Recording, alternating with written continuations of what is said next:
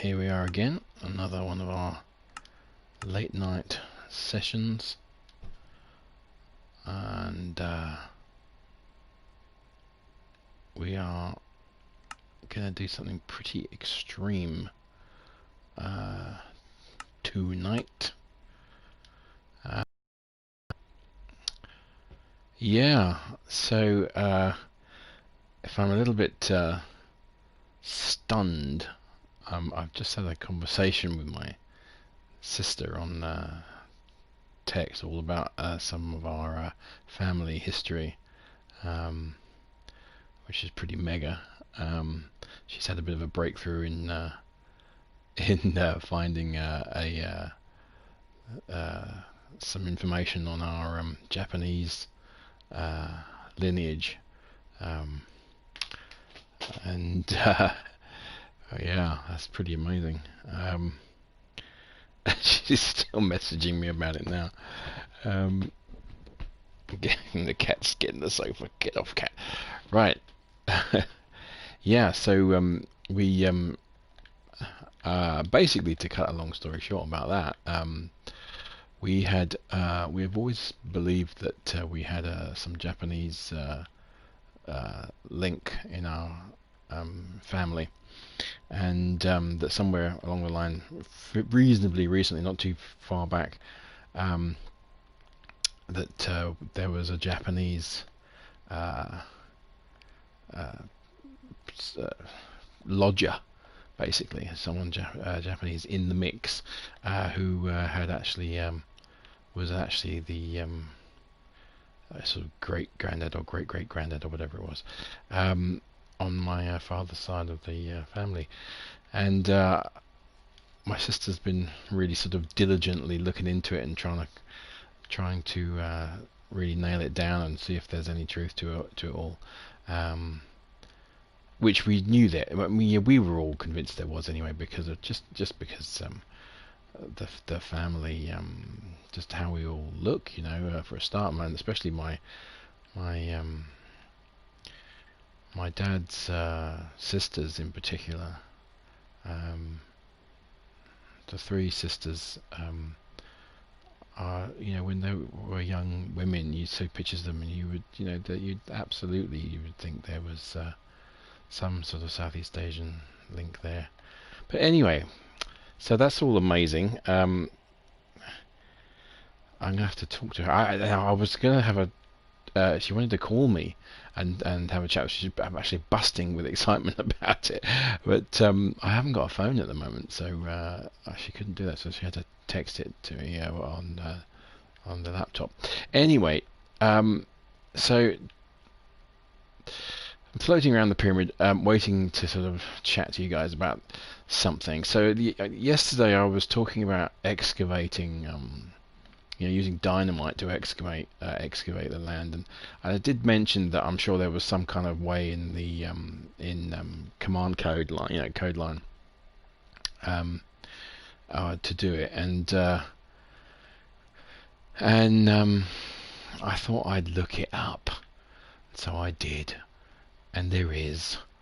And just before I went on air, well, actually, just a little while before my sister got in touch with me, I tested the code, and I can't remember where I did it now, but and it works. So I'm gonna try it on a grand scale.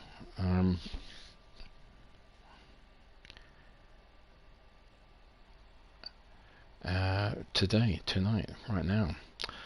See if I can get it to work. But I did a little test. Let's see if I can find that. I did a little test earlier, just before I went on air, just to see if this if it works, and it does. It's a little bit clunky. It's a bit God, look at the render speed on my thing. God, crazy. Anyway, so it is a bit clunky, but it is incredible in terms of just the sheer amount of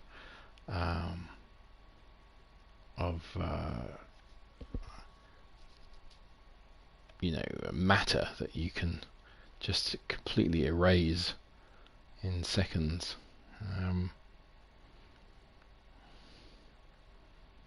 So we shall have a little go and see what happens.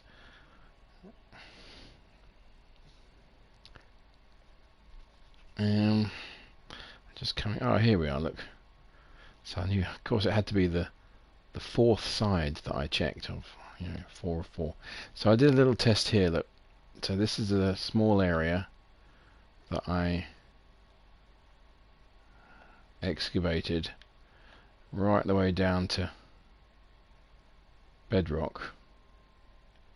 So we are at level 2 here, so there's only one level to go and then we're through. So we're right down, and it was really kind of easy, really. What the hell all these things are. Anyway,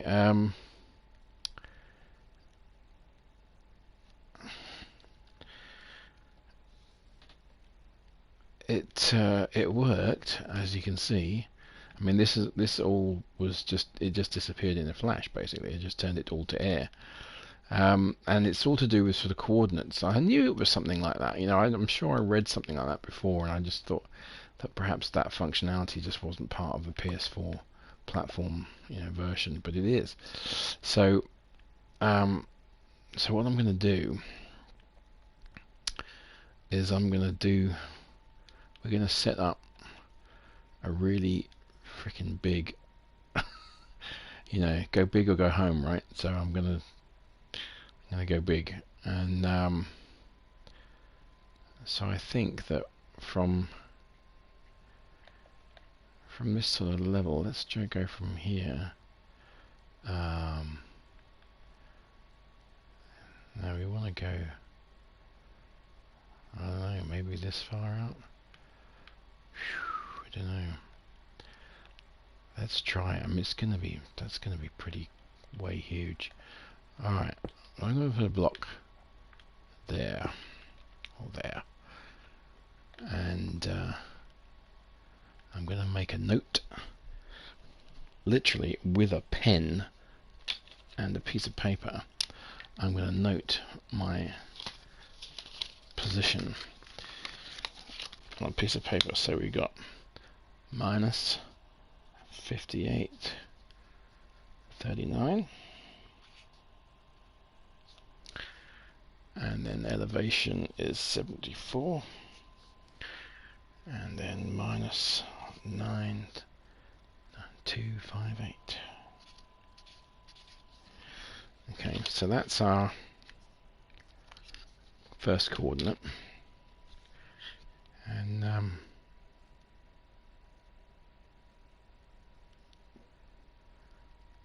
so that's our first coordinate, and then what we're going to do is we're going to go right to the other end of the pyramid. Like I said, go big or go home. I might actually, because of this thing here, I might actually put the elevation up. I might actually raise that elevation figure. But let's go to about here. And I'd say, well, maybe, I guess, right here. I gotta get it close to the pyramid. So let's do it. Right. I know. See what happens. See what happens right here. So now we're going to dig down.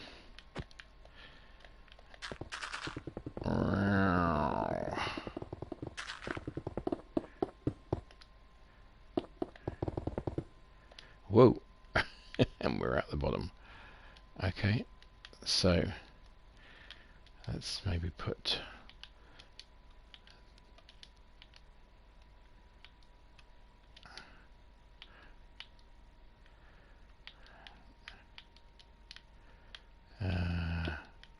there we are.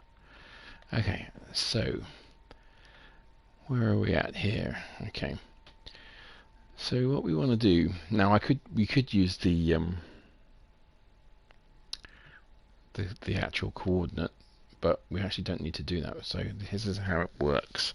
Let's see if I can remember. So we go back into the chat thing, bring up that, and we're going to go /fill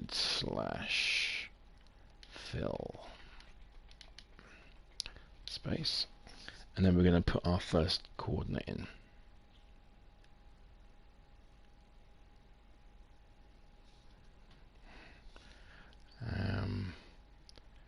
So our first coordinate is minus, and you got to get this right, of course, minus 5839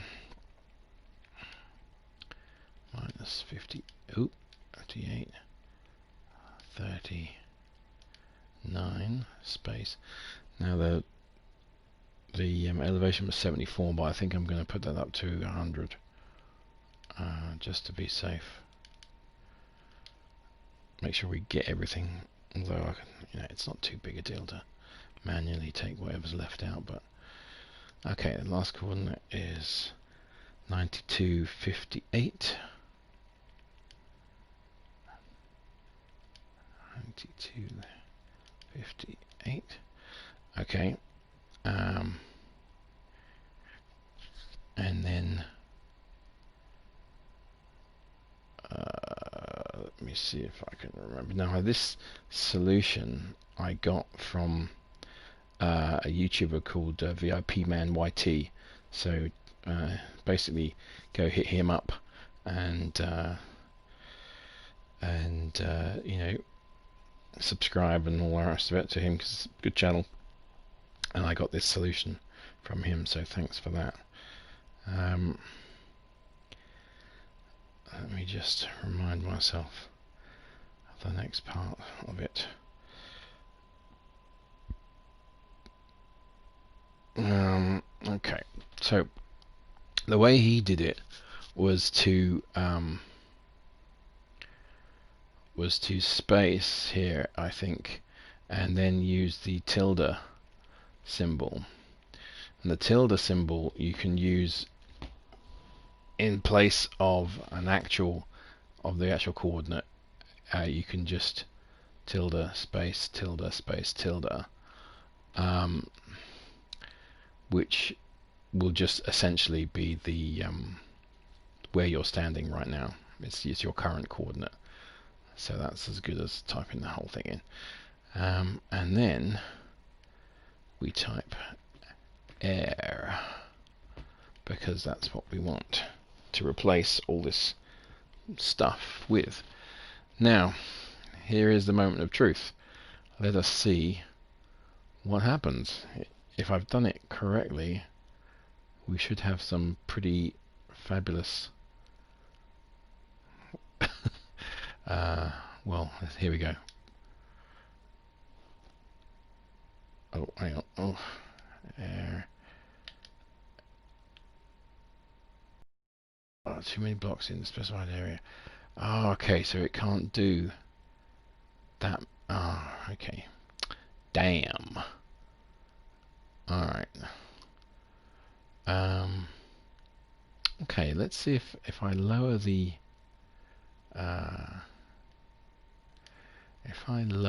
elevation.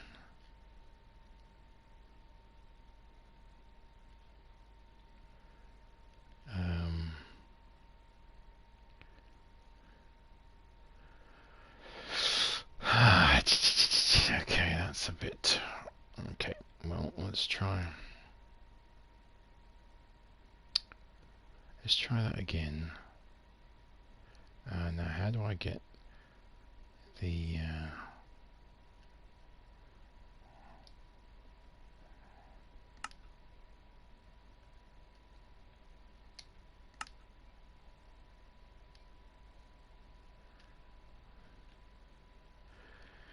Okay, well, that didn't work. That was a little bit disappointing that there's a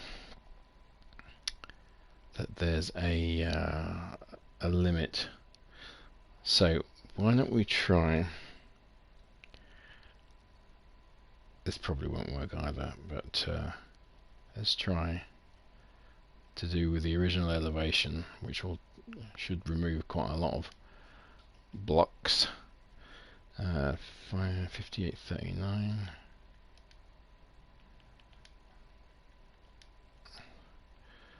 74.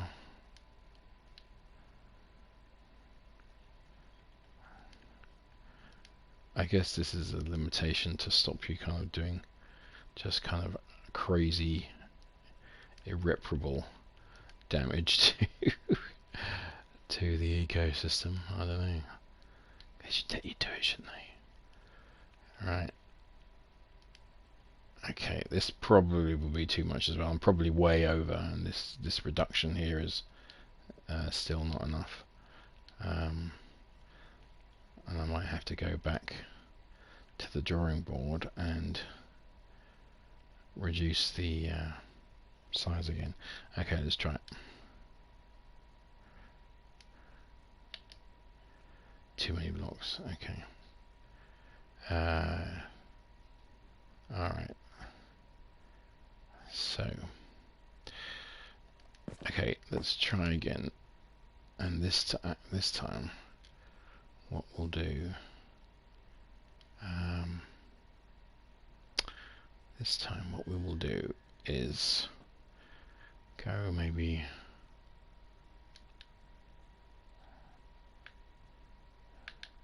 we'll come along to maybe, I don't know,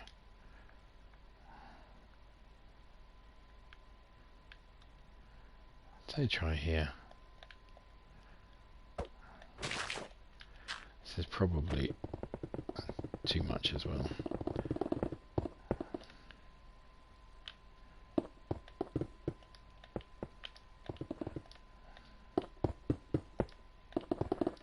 I think the cat wants to go out.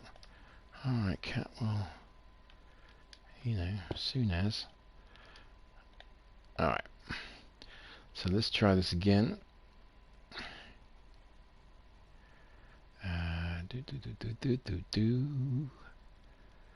Now I don't actually. Oh, there we are. Okay. Right. Let's try it.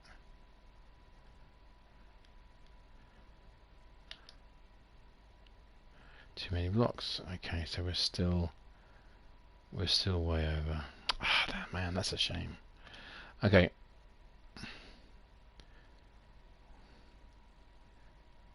So. It is a lot of blocks. You know, I'll give them that. Okay, so the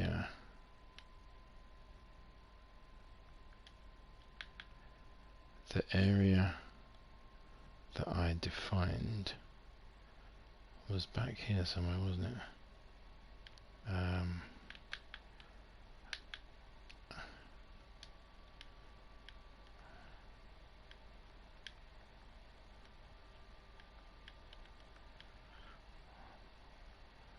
Somewhere around here.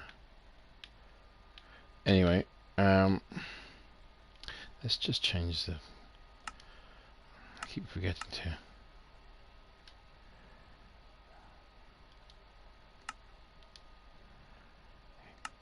Come off it. Right, let's change this weather to clear. Okay. Right, now where was that? Starting point. 5839. 5839 was here. So it was somewhere around here. 9258.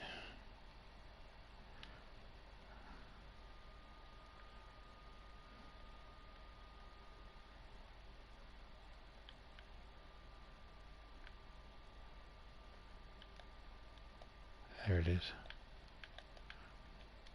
Alright, well. Okay, we need to go a little bit smaller. So, 74, 90, okay. Well, let's just go over to here. See if we can take this much out. We'll go to the corner here. Dig down.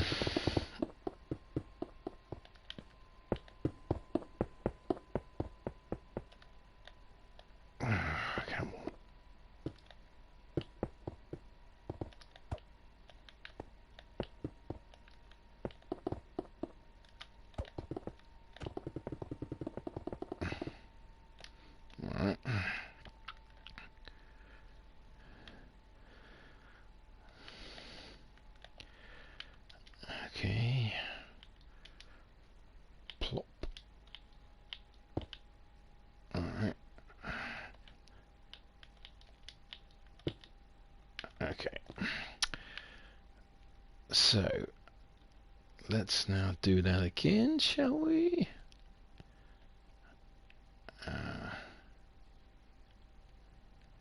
Alright, so there we are. Let's see if it'll work. Too many blocks. Shit, we're still over. Oh man, that's a bummer. That's a bummer because it's gonna, every time. That means that it's gonna be a lot of smaller operations in order to do it.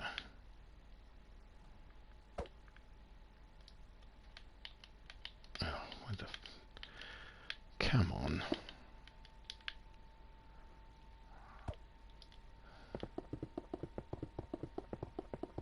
How did I manage to get crooked?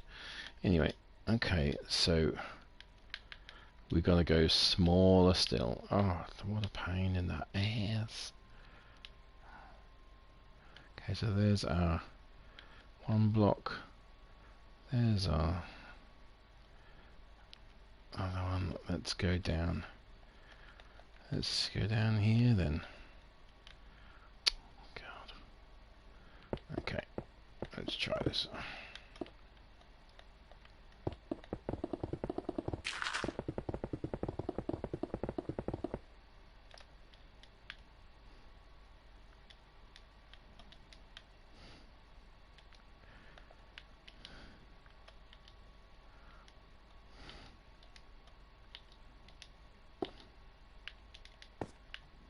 Alright. Let's give it a go.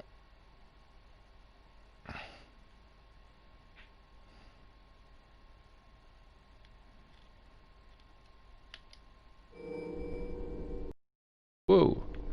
Okay. There we are. So it's pretty instantaneous when it does work. Wow, okay. That's...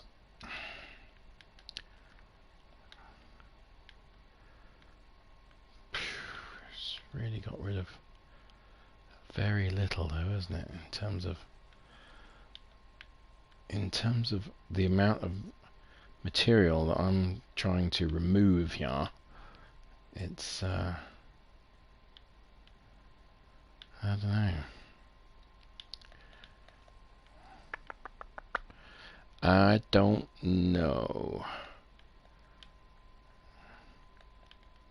I mean, it's cool, but it's not quite the result I was looking for. I was hoping I was going to be able to do literally just maybe 4 huge operations and that it would just take the whole lot out. And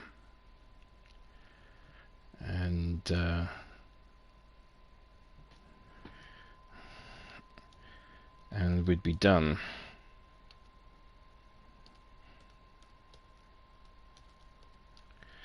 But it's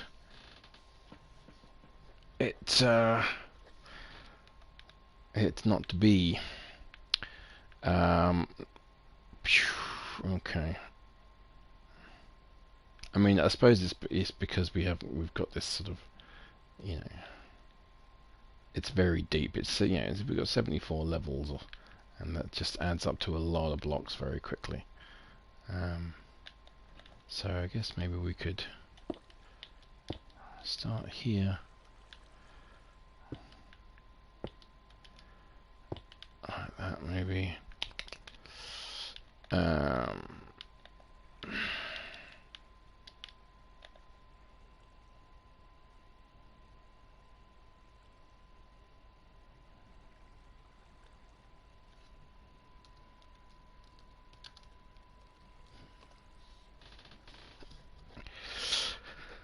Yeah, okay. So what do we got? Let's try it. Let's try it. Okay, so we've got 5833 minus 5833, elevation of 69 and 9240. Okay.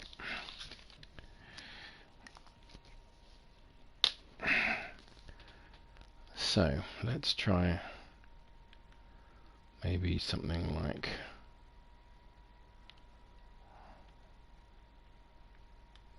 Let's try a little bit further, a little bit more.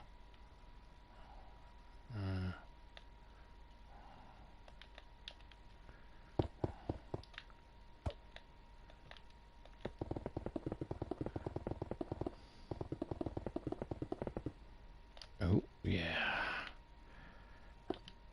Okay. Alright, so let's go over it. And we need to change the coordinates here to the current ones, 5833.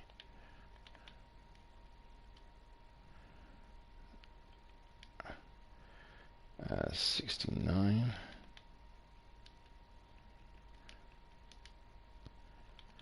9240. Now I'm wondering if this is actually already still too much. Okay, let's try it. Yep, too much. Bollocks. Excuse my French. Okay. Well, this was not the result I was looking for, chaps, boys and girls. I was really wanting to try and do something pretty gigantic with this, and it seems like it's just not. It's just limited. So let's see if this one. Yes, that worked.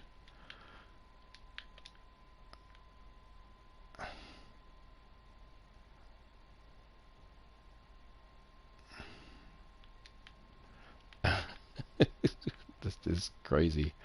This crazy dividing wall. Wow. Okay. So I'm obviously all right. Okay. So it obviously doesn't. Right. It doesn't. It doesn't remove the coordinate in terms of, you know, it's kind of everything within that boundary rather than including the boundary, so to speak. That's a pretty amazing thing going on there. I quite like that.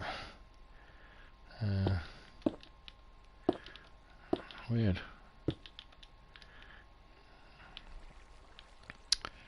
Yeah. Yes.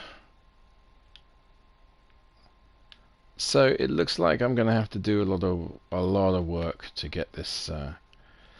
Now the thing is, I said earlier, well, you know, when I started doing this pyramid, I didn't really think about whether anyone had ever done it before, but I sort of assumed that they have, because I'm so late to the whole Minecraft party that it kind of, you know, it's not a you know, it isn't a giant leap to kind of, for someone to want to, you know, build mega structures in an environment where it's easy to build mega structures. So so I never thought for an instant that this was the first that I was doing anything original, put it that way, you know, by wanting to build the biggest possible pyramid. And so, but I didn't Google it. You know, I didn't YouTube that particular thing and sort of see if anyone else had done it and put a video up on YouTube, and if so, what it was like, and blah blah blah. I didn't do that, but I literally did that today. So I thought, well, I wonder if someone else has, you know, already done it and got the t-shirt, you know, and put it up on YouTube and stuff. And hey ho, I have a look, and there's like a 12-year-old or 8-year-old video, 2012 or whatever, video of someone doing exactly, or someone who had done exactly this, made a giant pyramid, although I think they'd used sandstone, which is obviously a very sort of, you know, authentic stone to use. For that look, that Egyptian look, and they had excavated. They had done exactly as I was trying to do here, but it must have taken them a long time. Either that or their version of the game when they did that, didn't have this limitation that ours does.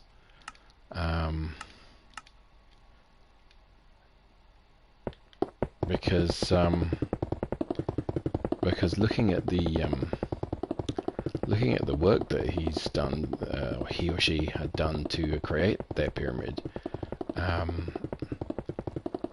they had basically done, created this massive space all around and built the pyramid inside it, and they had obviously and they had these sheer walls, going down to bedrock, and then coming back up to land, to the land level. So it was very obvious that it was dug down, and that they had obviously done some kind of command line air replacement thing that I've just done. But I do wonder if they had the same limitations that this one seems to have, because thinking about how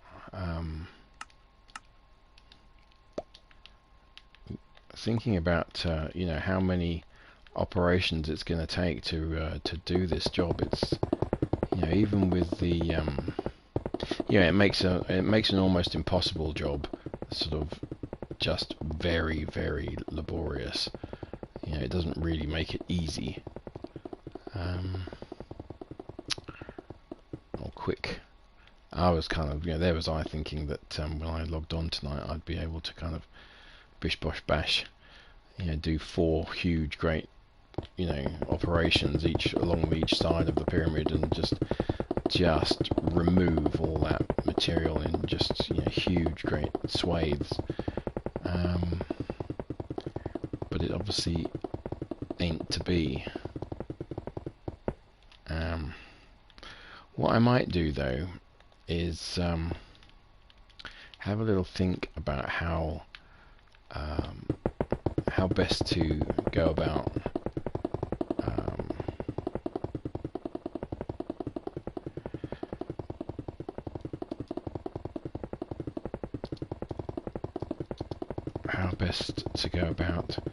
doing it as efficiently as possible without wasting,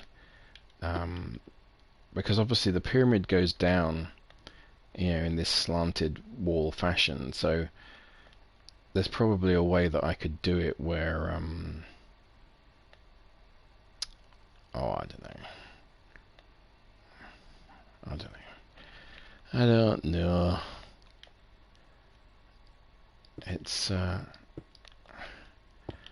It's most annoying anyway, so I can't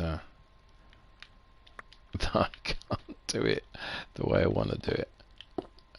But I'm gonna go down to here. Let's see if I can take this swag out now. And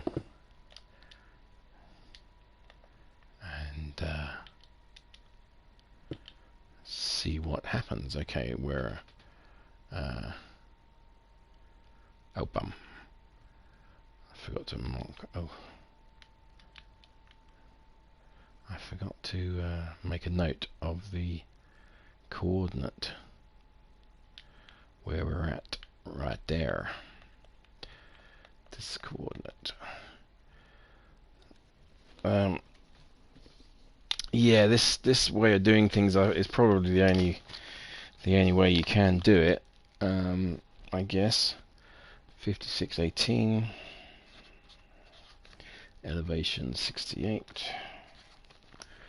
9196. Yeah, it's probably the only.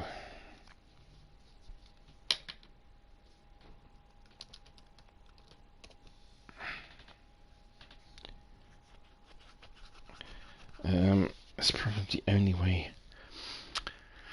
it can be done. It's just a shame that it's not as kind of just massively crazy as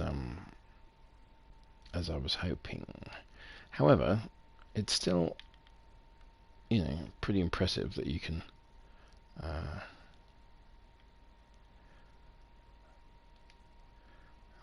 let's get back. 5618. Do do do. 5618. Elevation, my dear, 68. Actually, I will say keep it at 69.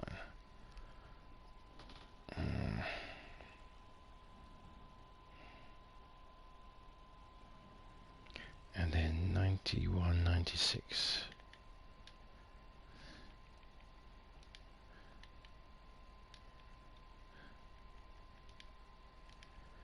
Okay. Bosh. Yeah, that worked.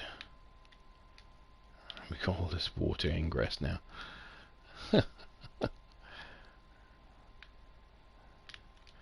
It's to be expected, I guess. We can just fill that up. And, yeah, I'll just... Water acts very strangely in Minecraft, I have to say. It's very odd.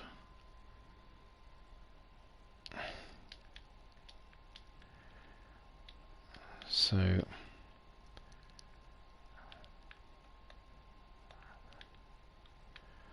I don't know, I mean, I'm making a right mess of the blooming topography of the land here. I don't know whether I can really... I'm not sure whether I'm into the idea of, you know, taking on this this thing or not really.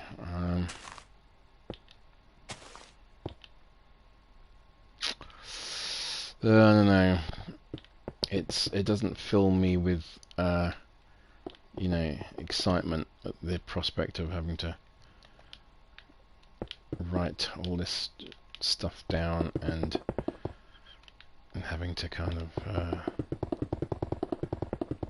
do so many operations, you know, to get the job done.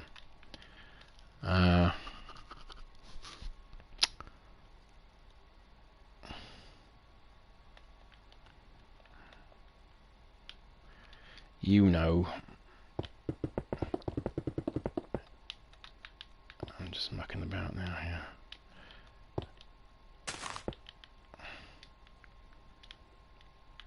I don't know whether I can be asked to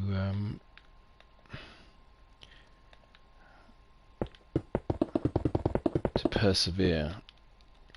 I would like to get the... Obviously, I would like to get the pyramid, the above ground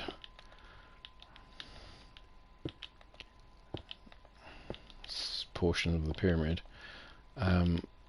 finished. You know, that's what I'd like to do, and so this is kind of is a sort of an inconvenience, really, based on this idea of building the biggest.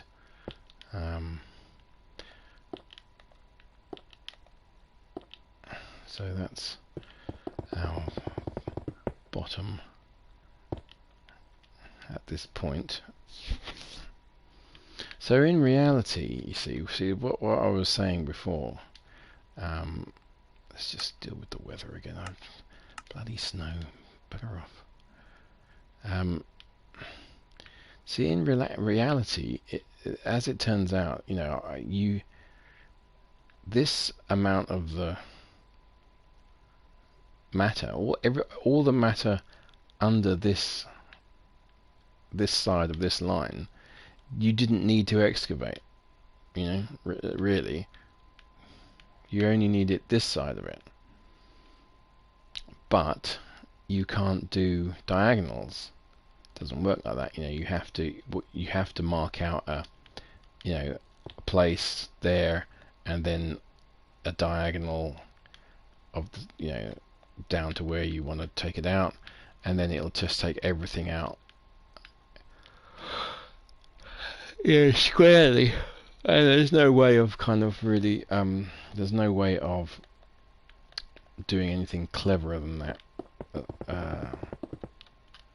but it means there's a lot of sort of redundant. I mean, we just didn't need that. All this material that's now gone. I mean, it's cool that it's gone. It kind of means that your pyramid, in theory, could have far more open space inside it, and be absolutely vast inside, rather than at this stage sort of solid. But it just means that there's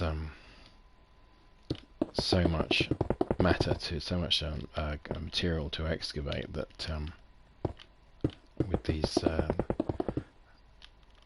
command line operations, that it's gonna take a while.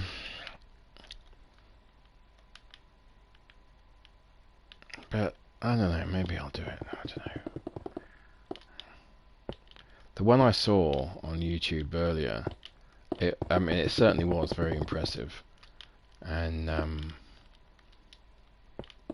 it was pretty big, and I thought that the way that he or she had done it was very impressive too. I mean, they'd really kind of gone for that traditional Giza plateau sort of look, although they'd obviously had to set their pyramid at bedrock level,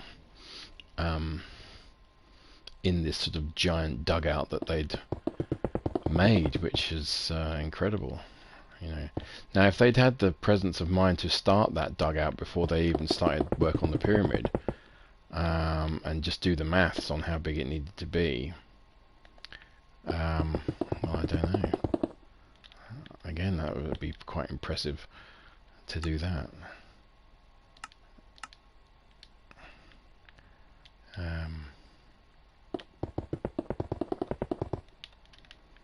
I'm constantly impressed when I see the things that people have invented in Minecraft and built, and kind of ways of using the various devices and various things and building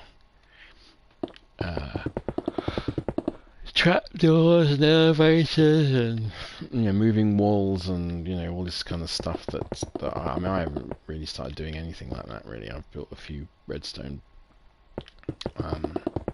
devices, but really nothing major. And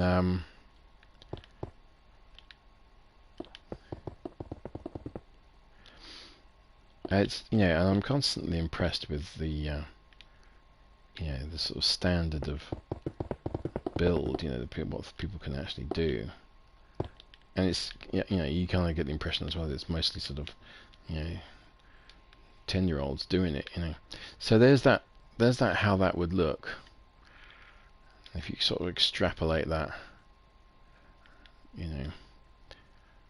So I would then have to build out this again.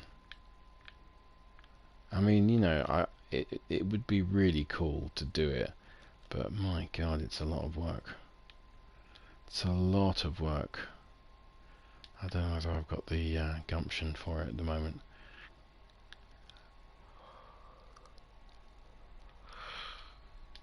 I think to myself, well, maybe.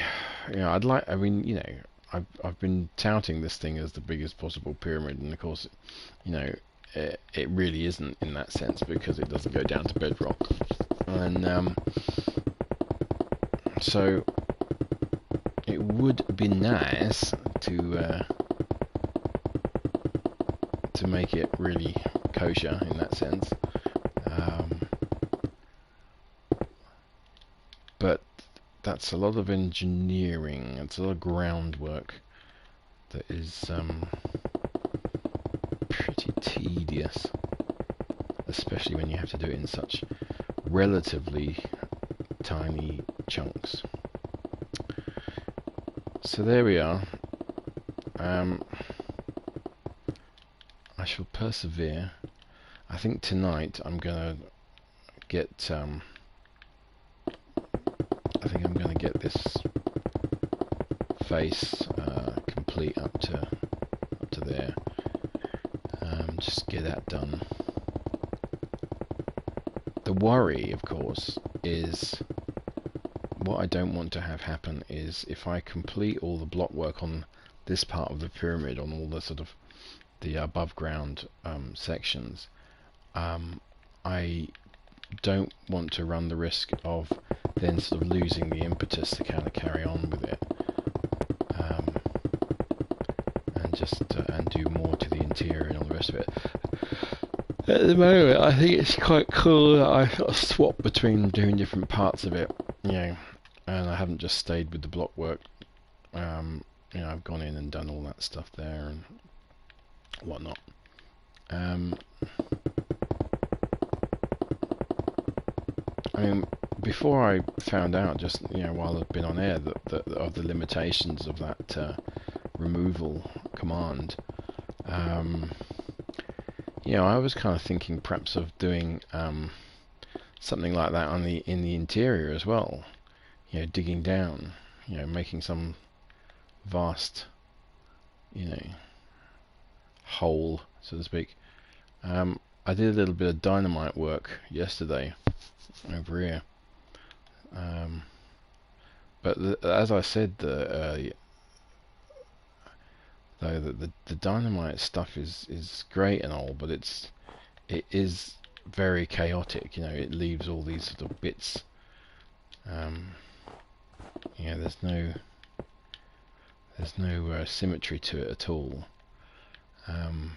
So I kind of it was just an experiment really, to just see how viable it would be to set charges and do it that way. You know, how viable sort of large-scale removal of stuff would be, using sort of TNT in as sort of controlled a fashion as I can manage it. And you know, it doesn't. Like I said, well, as you can see, this is the result, and you know, this is in fact, this is the result after a little bit of tidying up as well. So it's not even as if this is the raw result. And obviously, I've built these tracks here, top and bottom, as a sort of way of framing the space and give it some design. And you know, I guess what I want to probably do is put this stuff all the way up, you know.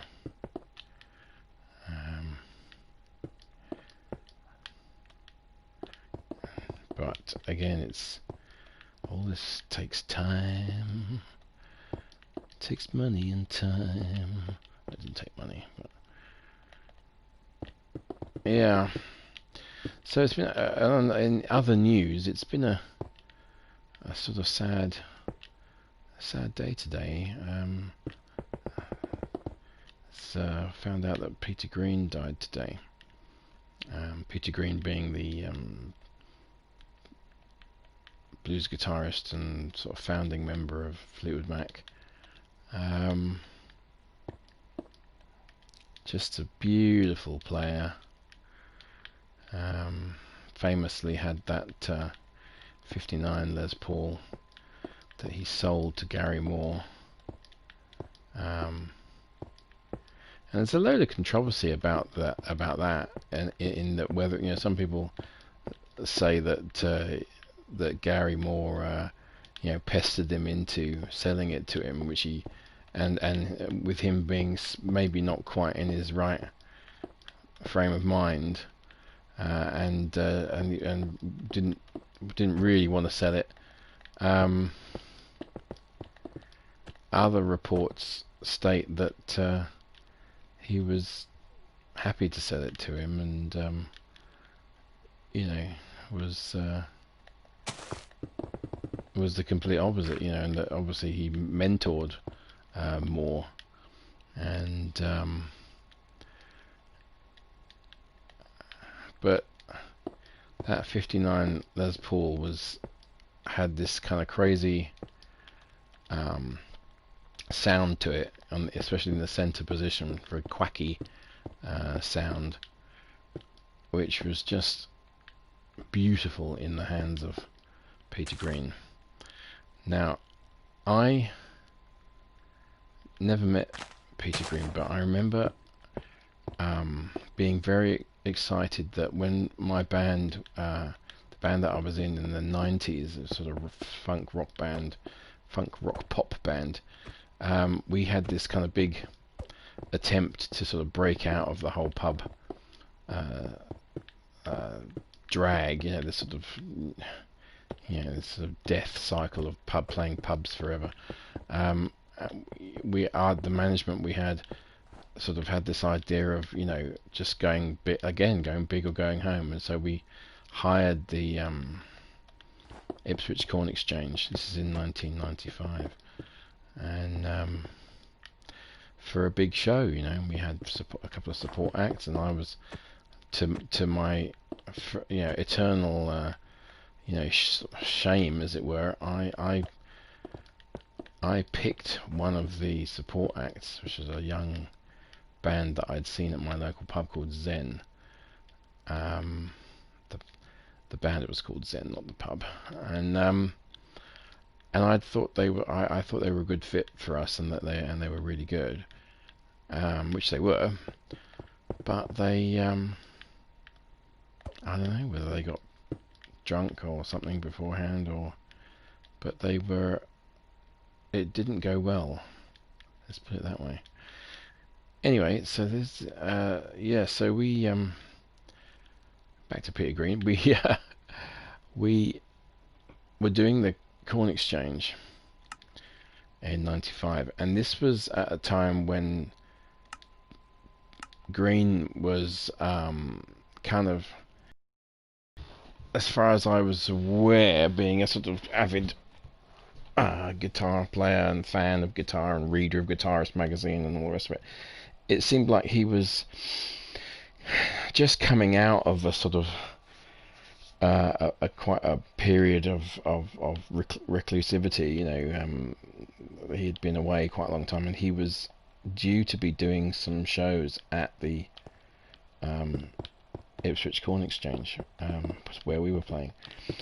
Literally, I think the following week. So he was going to be there the week after we were there, and so there was posters of him up and everything, and I remember looking at him, who were even at that time in the mid 90s, sort of he was now looking like this sort of sweet, sort of slightly rotund old man, and he wouldn't have been that old. I mean, he was only 70 something when he died today. This was 25 years ago, so he might have only been my age. Maybe a bit older than me, and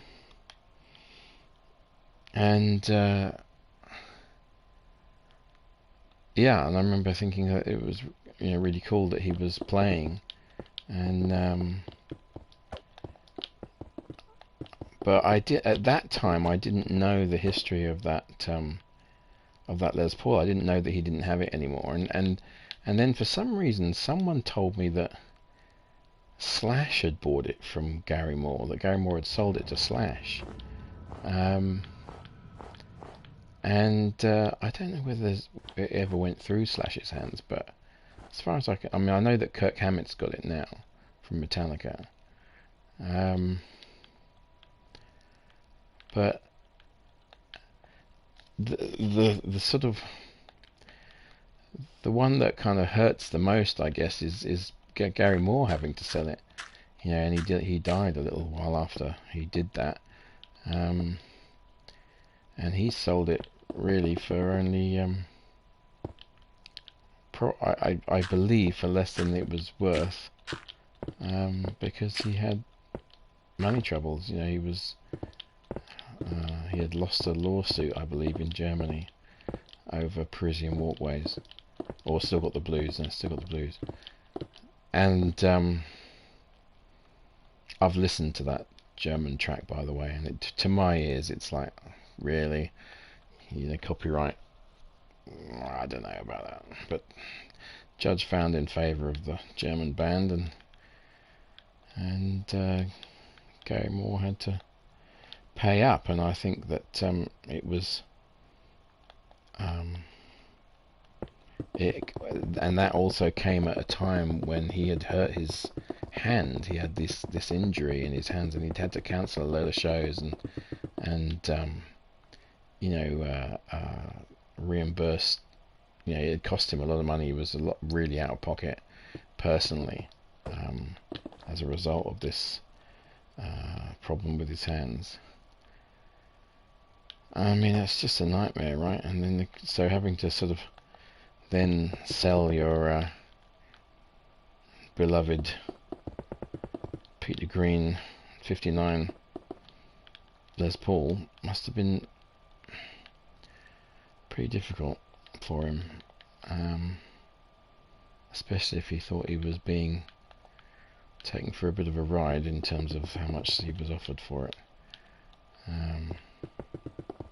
I don't know why he didn't put it in Sotheby's or something, or rather than sell it to whoever he sold it to. I mean, I think that Hammett, when Kirk Hammett finally bought it, he paid like $2 million for it. So, and it's pretty. There are some reports that put the price that Gary Moore got for it as low as $300,000.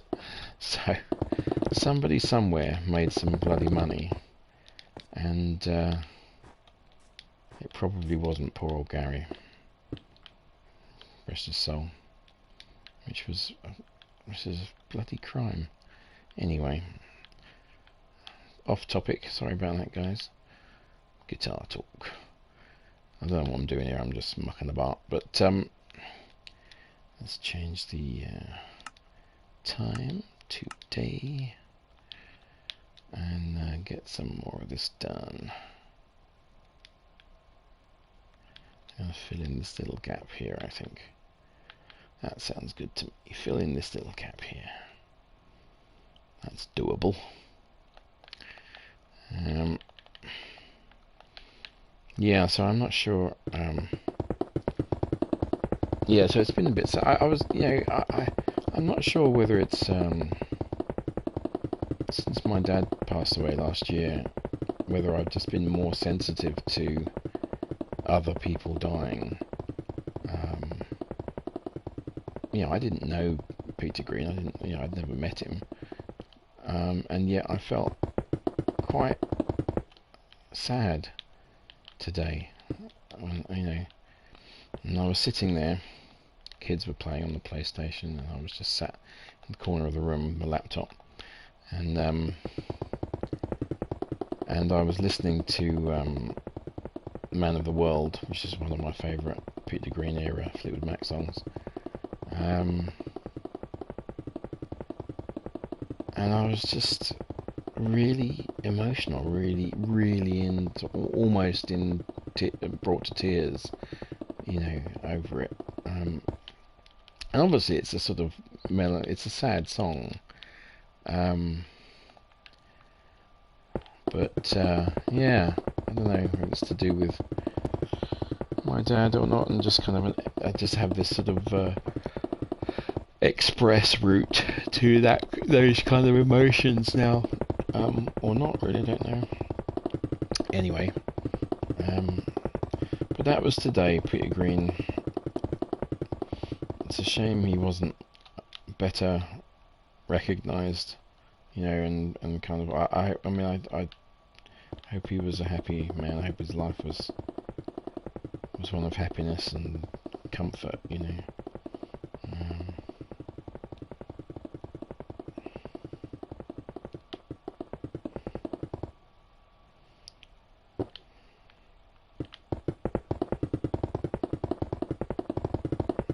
It's a very weird thing to covet a 60-year-old guitar in it.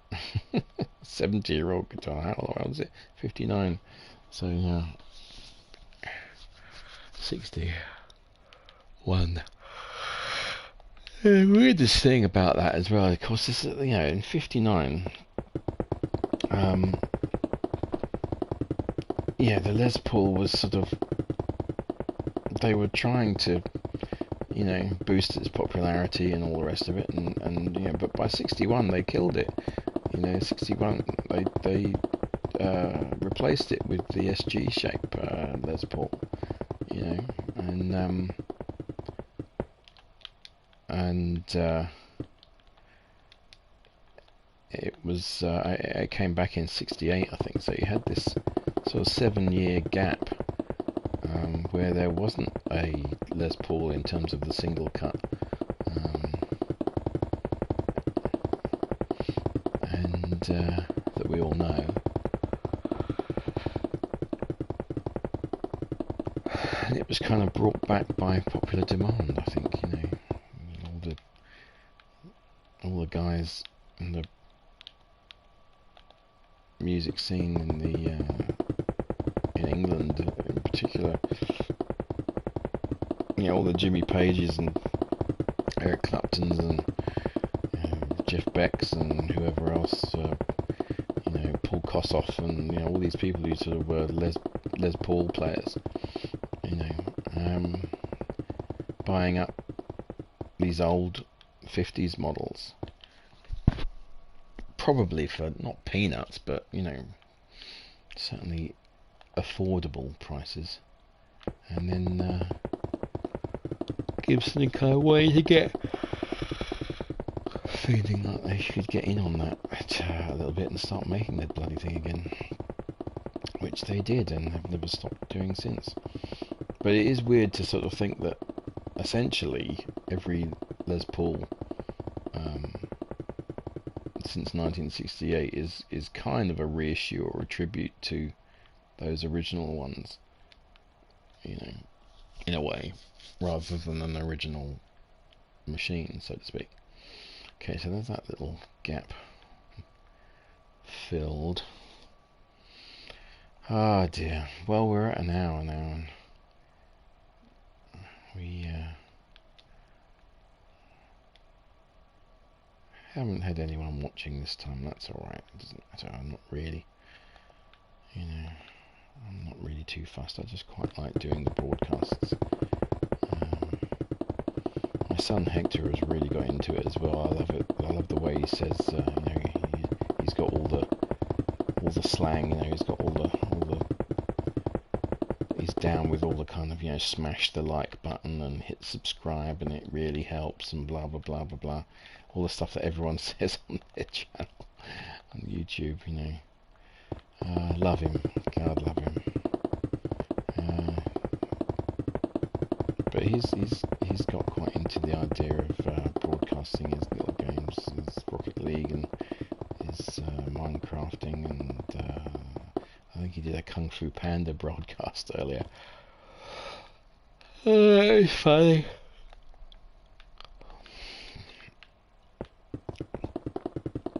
Oh dear. Am I going to make it to up there before I sign off tonight? Well, I think I will, but I'll probably end the broadcast now because we're at the hour point, just over. And who wants to see any more of this? Before the next live stream, well, before the next pyramid stream, I should say, I'm going to have a little more of an exploration on this this command code removal technique.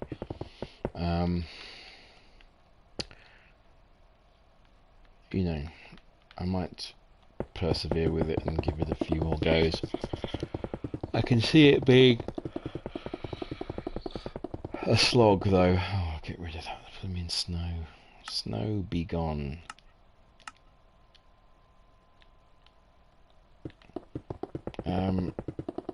Yeah, it's going to be a slog, but there's a little part of me that just really wants this pyramid to be kosher. You know, when I say it's the biggest possible, I want it to actually be the biggest possible, including subterranean, you know, sub-ground level. So we shall see. Maybe this will turn into the absolute biggest endeavour I've ever done. Well, it probably already is in a way.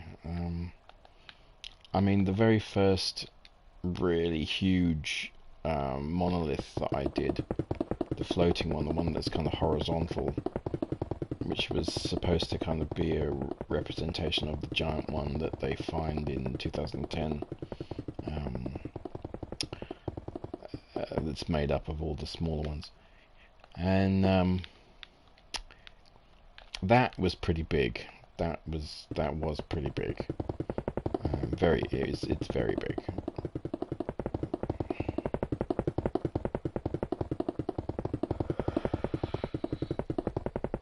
It took a long time to build, even though it's just literally just thousands and thousands of blocks of obsidian.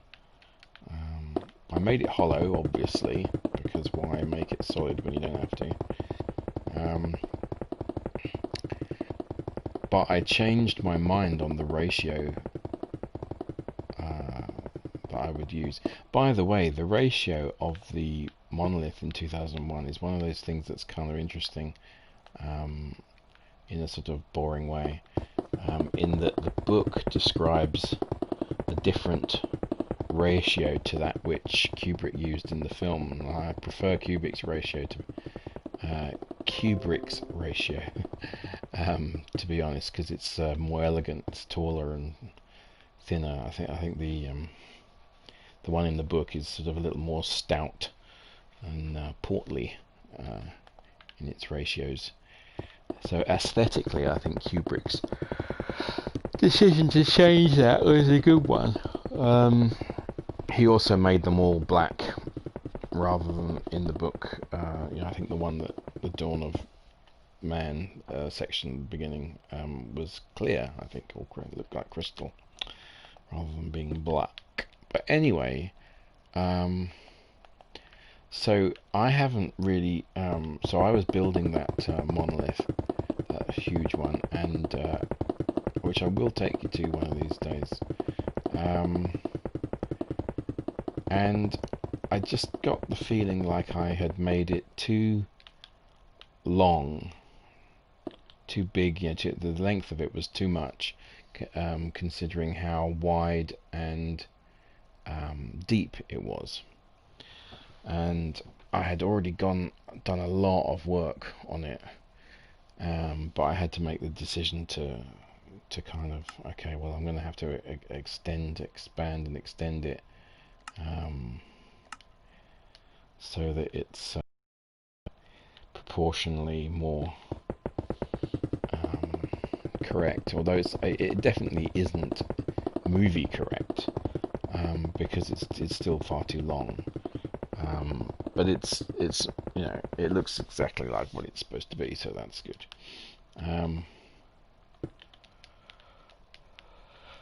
We're going to travel there one of these days, folks, and I will show you it. But I gotta get this thing finished, because, well, who likes an abandoned project, eh? He says, flying around looking for his abandoned projects in the sky there somewhere. Yeah.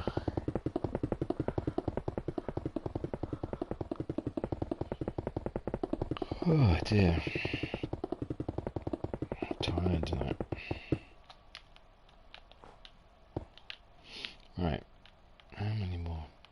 Not too many more levels.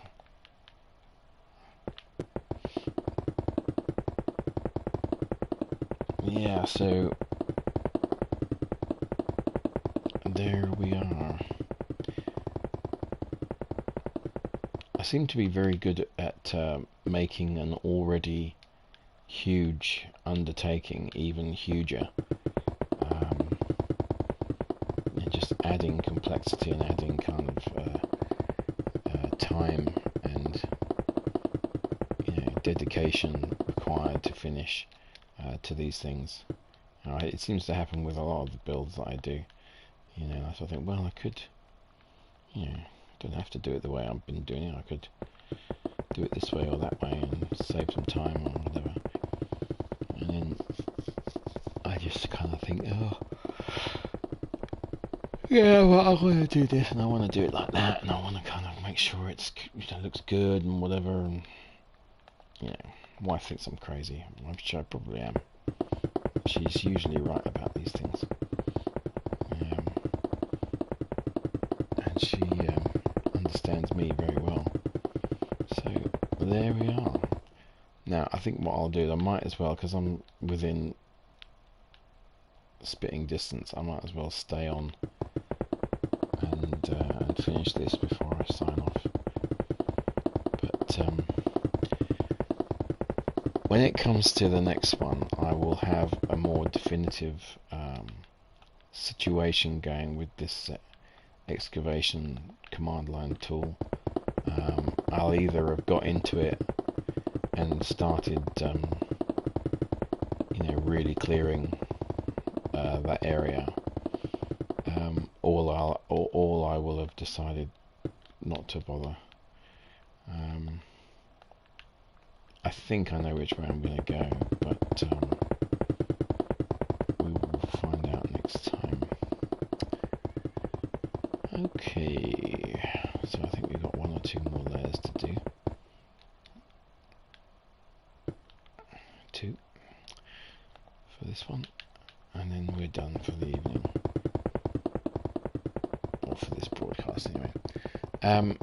Now I have been keeping an eye on the number of watchers, and this particular broadcast has not had any, which is a bit sad, but doesn't matter really. So I'm talking to myself, as I normally am. But there we are. Enjoy. I'll do the Hector thing. Smash the like button, hit subscribe, ring the bell, blah blah blah. So that's that face done there, isn't it? Wow. Okay. That's pretty cool in the gang.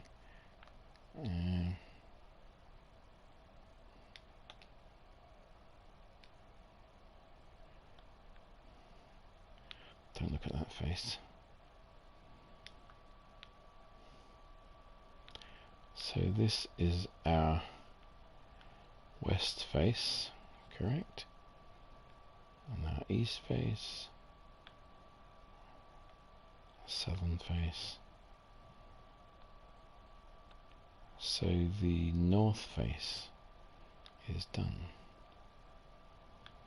So I've got me north, south, east and west, correct? That's looking pretty good, guys.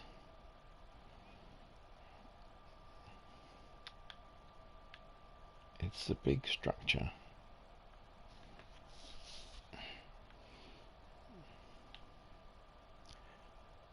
Shall I make it even bigger? Now you got to remember also that this, if the very top of the pyramid is 256 blocks high, and at this point at ground level you are something in the order of 68, 70.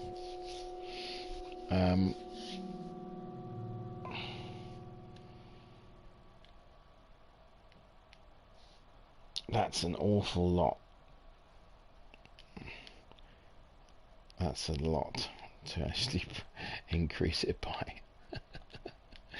Still, there we are. This is what we might try and do. And I don't know. I don't know whether I'm gonna.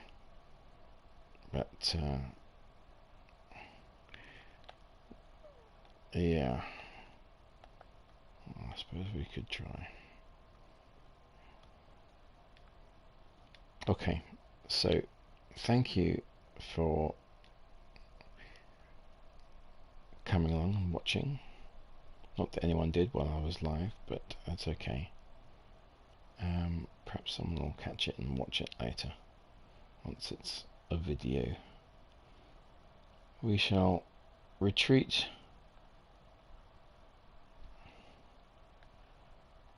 the way we arrived,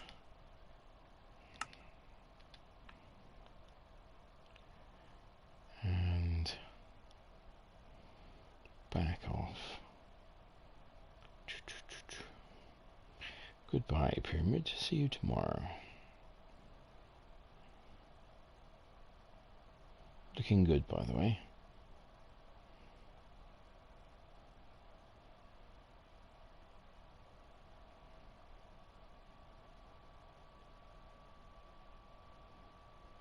Be-la-dum-dum.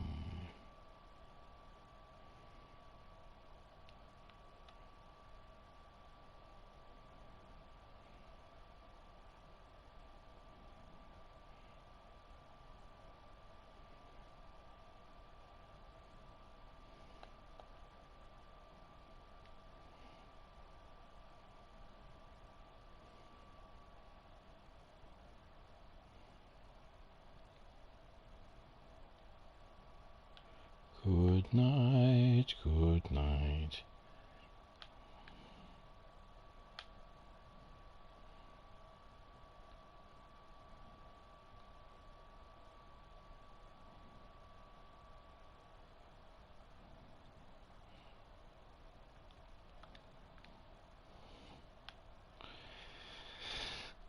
Abandoned village. Alright. I don't know why I came down here.